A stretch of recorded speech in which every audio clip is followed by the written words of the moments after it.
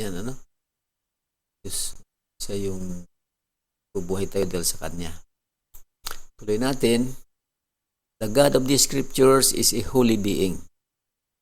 So, yung Diyos ng banal na kasulatan ay isang banal na being, ano? Ano ba ang pag sinabi being tao? Being is a holy being. Man is commanded to be holy because God is holy. Mababasa natin sa Leviticus, yung mga scriptures. Ano? So, inutusan tayo na maging banal dahil siya ay banal. God can be known only by revelation. Malalaman lang ang Diyos, makikilala ang Diyos pamamagitan ng pahayag ng revelation.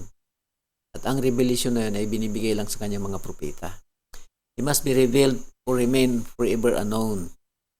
God first revealed himself to Adam and has repeatedly made himself known by revelation to chosen patriarchs and prophets since that time. So, yan, ano? Nagpapakilala siya sa kanyang mga propeta. So, dito, slide. The present translation of John 1:18 and 1 John 4:12 is misleading. Ito kasi ang nakasabi dyan. Tingnan natin. The 1 John 18. No man hath seen God at any time, the only begotten Son, which is in the bosom of the Father, he had declared. Tagalog, walang taong nakakakita kailanman sa Diyos. Ang bugtong na anak na nasa sinapupunan ng Ama, siya ang nagkilala sa Kanya. So, si Jesus Christ lang ang nakakita sa Ama. Pero alam natin na sa lumang tipan, marami nakakita sa Diyos. Ibig sabihin, yung translation na ito ay hindi tama. Kaya ito kinorek ni Joseph Smith. Joseph Smith's translation. Babasa natin. Sabi niya dito, wala kasi itong Tagalog eh. English lang ah. No man hath seen God at any time, except he hath borne record of the Son. For except it is through him, no man can be saved. Yan. So, yun siya. Tingnan ito sa 1 John. Ito. No man hath seen God at any time. If we love one another, God willeth in us, and His love is perfected in us. Sa translation ni Joseph, no man hath seen God at any time except them who believe. Walang sinuman, sabi niya, nakakakita sa Diyos anumang panahon, maliban kung siya ay naniwala.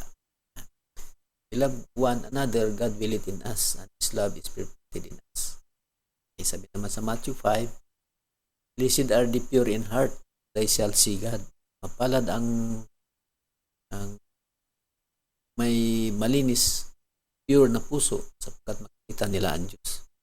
Kita ang Diyos. Kailan may wala pang taong nakakita sa Diyos?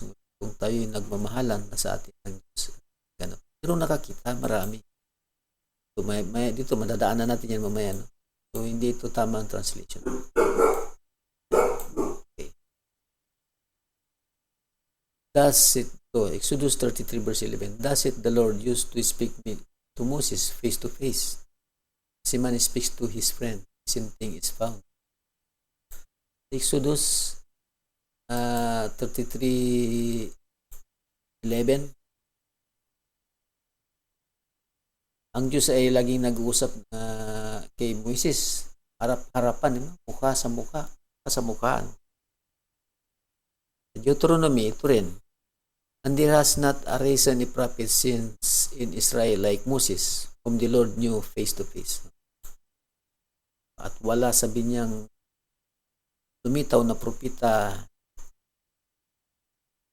doon sa Israel na katulad ni Moses na kilala niya ang Diyos ng harap-harapan. Ito si Stephen, bang binabato siya ng mga Parises, tumingala siya sa langit. And he saw the glory of God and Jesus standing on the right hand of God. Behold, I see the heavens open, and the Son of God, and the Son of Man standing on the right hand of God. Nakita ni Stephen. Paano niya masabing right hand yun ng God? Alam niya kung saan ang left. alam niya rin kung nakaharap o nakatalikod kasi para ma-identify mo yung kanan, di ba? Kung pwedeng makita yung kanan kung hindi mo nakita yung kaliwa. Kasi hindi mo malalaman na kanan yun. So Stephen saw two personages in heaven. Isa naman, he was referring to Jesus Christ and God the Father. Kami nakakita. Kaya nga, hindi yung tama yung salin ng 1 John chapter 14.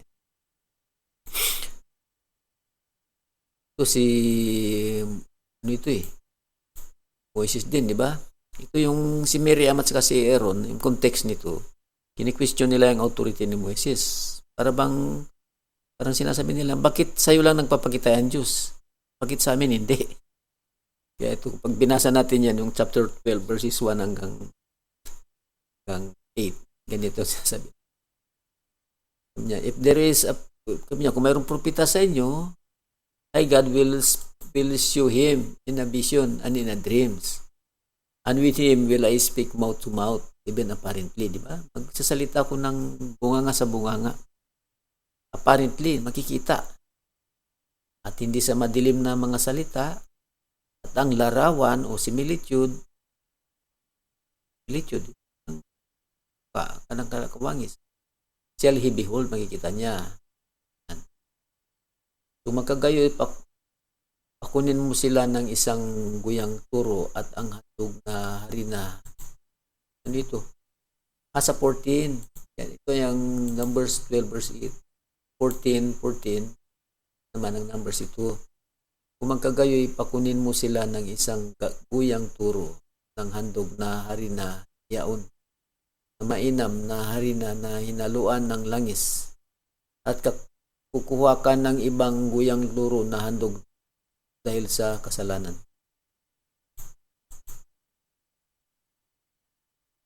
Naman ito ang nakopya ko na Tagalog, hindi ito. Kasi sigurong buong ito. Ito yung 14. And I will tell, Numbers chapter 14 verse 14. I will tell it to the inhabitants of this land, for they have heard that the Lord art among these people, that thou, Lord, art seen face to face, that thy cloud standeth over them, and that thou goest before them by daytime in a pillar of cloud and in a pillar of fire by night. Ano yun natin sa Tagalog basahin?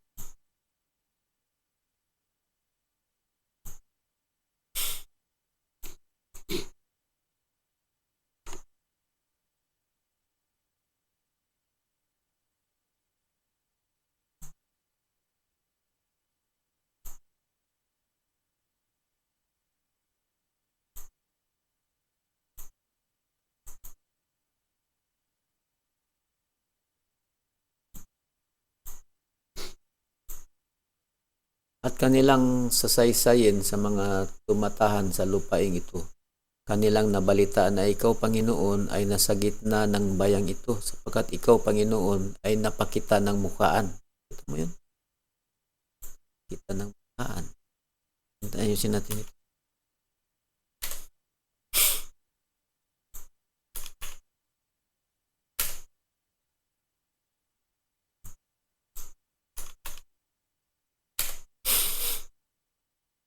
Sa gitna ng bayan ito, sapagkat ikaw, Panginoon, ay napakita ng mukhaan.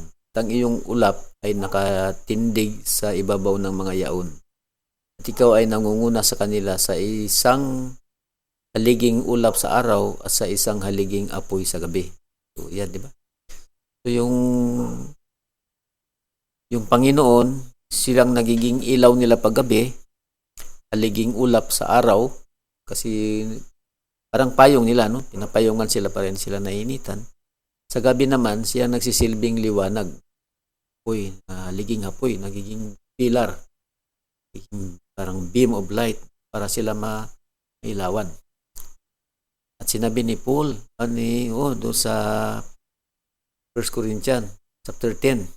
Sayin natin 1 Corinthians chapter 10.